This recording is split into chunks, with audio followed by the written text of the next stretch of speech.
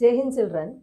In the last video, we had discussed about one of the most important life process called nutrition, especially nutrition in human beings.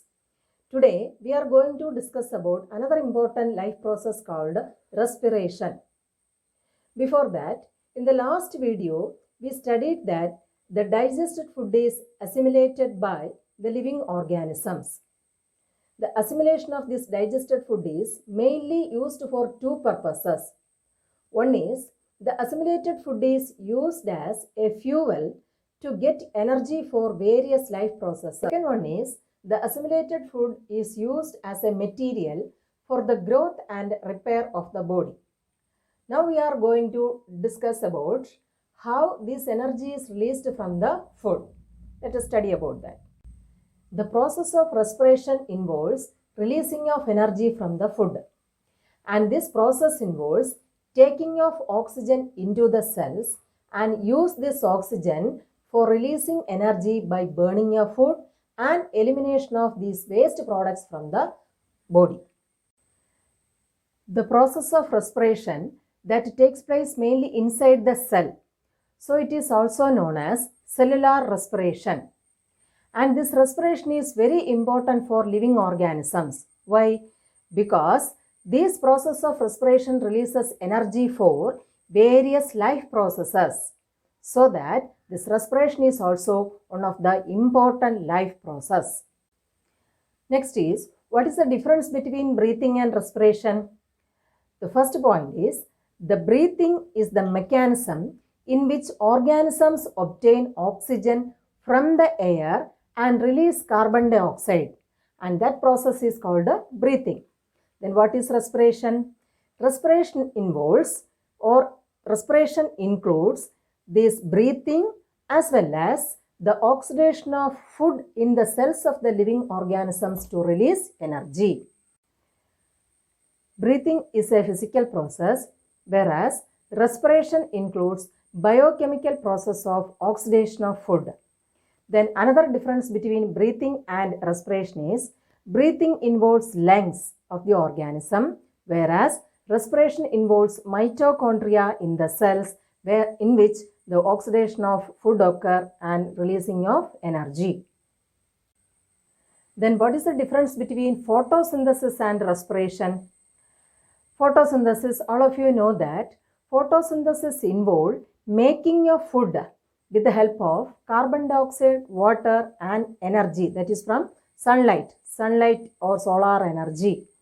Whereas respiration involves breakdown of this food material with the help of oxygen and release of carbon dioxide, water and energy.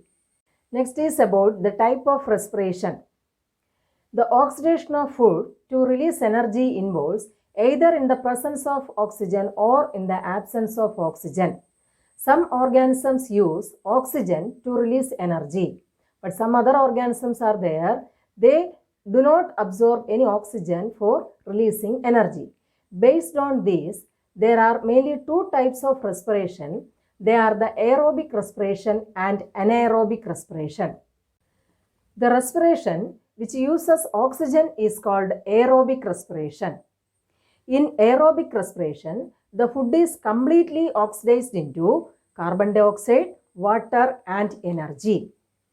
And the first step of aerobic respiration is the conversion of glucose, that is a 6-carbon molecule called glucose, into a 3-carbon molecule called pyruvate.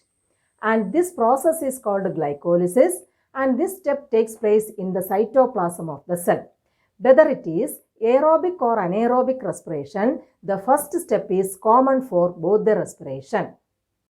And the second step of this aerobic respiration is the conversion of these 3-carbon molecule pyruvate into 3 molecule of carbon dioxide, then water and the release of energy. And the second step takes place where? In the mitochondria of the cell. That's about aerobic respiration. The second one is anaerobic respiration. The respiration occurs in the absence of oxygen, then it is called anaerobic respiration. For example, in yeast cell, we can see this anaerobic respiration when during fermentation. So during fermentation, this anaerobic respiration takes place. That means the 3-carbon molecule of pyruvate is converted into ethanol and energy. So what is the first step in anaerobic respiration also? The same step that is in aerobic respiration, that is the conversion of glucose into pyruvate. And the second step is this 3-carbon pyruvate is converted into ethanol and energy. Then another example for anaerobic respiration that takes place in our muscle cells. When we are doing some heavy exercises, what will happen? There is lack of oxygen in our muscle cells. Then instead of carbon dioxide and energy, the muscle cells will produce lactic acid and energy. This lactic acid is also a 3-carbon molecule. So from pyruvate, a 3-carbon molecule of lactic acid will be produced during anaerobic respiration in our muscle cells. The accumulation of this lactic acid will lead to muscle cramps. So this is also an example for anaerobic respiration.